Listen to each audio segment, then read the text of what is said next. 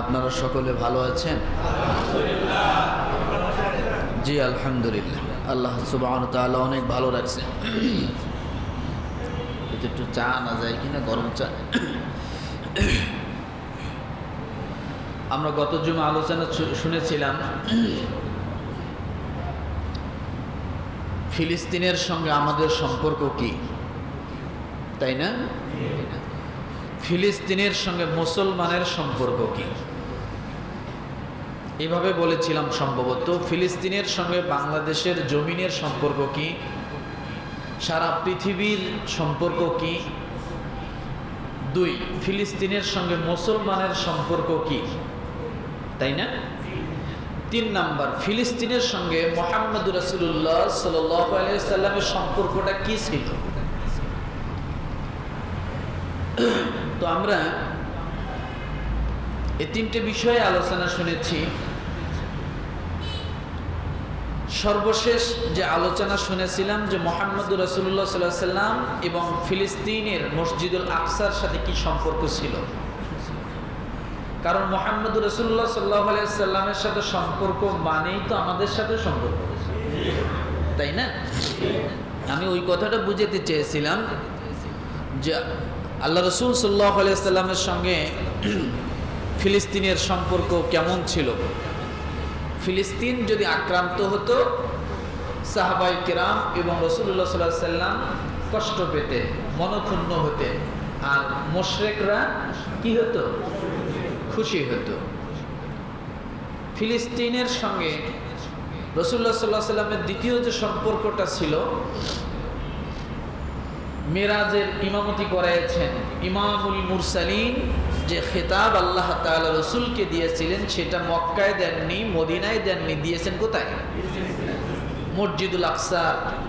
ইমামতি করার কারণে আল্লাহ সুবহানাহু ওয়া তাআলা আমাদের রাসূলকে ইমামুল মুরসালিন, সমস্ত নবীদের ইমাম বানিয়ে দিয়েছেন, সাইয়্যিদুল মুরসালিন, সমস্ত নবীদের নেতা আল্লাহ তাআলা তাকে বানিয়ে দিয়েছেন। এর প্রকাশ করেছেন কোথায়? যখন রাসূল মসজিদুল আকসায় যেয়ে কি করলেন? সমস্ত নবীদেরকে মুসল্লি করে রাসূল যখন ইমাম হয়ে নামাজ আদায় করলেন, মনে আছে?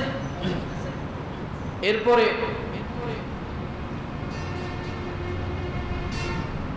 আল্লাহ রাসূল সাল্লাল্লাহু আলাইহি সাল্লাম তার সাহাবায়ে কেরাম যখন ওখানে গেলেন, ওই দেশের বাদশাহ যখন জানতে পারলেন যে এখানে খাতনাকৃত আরবের লোক এখানে উপস্থিত হয়েছে, উনি স্বপ্নে দেখলেন তারা কোনো এক সময় এই জেরুজালেম কি করবে? দখল করবে। তখন ভবিষ্যৎবাণী তিনি জিজ্ঞাসা করলেন, তোমরা যে খাতনা করো, খাতনা পেলে কোথায়? তখন আমাদের রসুলের পরিচয় হয়ে ইসমাইল আলাইহিস সালামের পরিচয়, তারপরে আসলেন ইব্রাহিম আলাইহিস সালামের পরিচয়। তো রসুলের বায়োডাটা যখন জিজ্ঞাসা করলেন, আর উনি তাওরাত কেতাবের মধ্যে ভবিষ্যৎবাণী যে শুনেছিলেন, হুবহু প্রশ্ন যেমন উত্তর যা ছিল হুবহু একই রকম তাওরাতের মধ্যে পেয়েছিলেন, যেমন একজন নবী আসবে, তাই না? সেটা কোথায় হয়েছিল? এই ফিলিস্তিন, জেরুজালেম। এরপরে আবার হযরত ওমর রাদিয়াল্লাহু তাআলা আনহুর হাতে যে চাবি আসবে, এটাও ভবিষ্যৎবাণী ছিল, কথা ঠিক না? আর রাসূল সাল্লাল্লাহু আলাইহি সাল্লাম দুইটা যুদ্ধ করেছিলেন, মুতার যুদ্ধ এবং কি তাবুকের যুদ্ধ, মনে আছে না? এই দুইটা যুদ্ধ জেরুজালেমকে ঘিরে, জেরুজালেমের নিকটবর্তী স্থানে করেছিলেন। তার মানে বোঝা গেল মসজিদুল আকসার সঙ্গে আমাদের রসুলের যে সম্পর্ক, এটা শুধু রসুলের আরব এবং মসজিদুল আকসাই নয়, গোটা পৃথিবীর সঙ্গে সম্পর্ক জড়িয়ে গেছে, তাই না? যেহেতু আমার রসুল রাহমাতাল লিল আলামিন, সমস্ত জগতের রহমত, তাকে ঘিরে যা হবে সমস্ত জগৎ ঘিরে সেটা সম্পৃক্ততা থাকবে, সম্পর্ক থাকবে। তা আমি সেই আলোচনার ধারাবাহিকতায় আমি আজকে বলতে চাই যে এই যে কাফের মুশরিকরা ইহুদিরা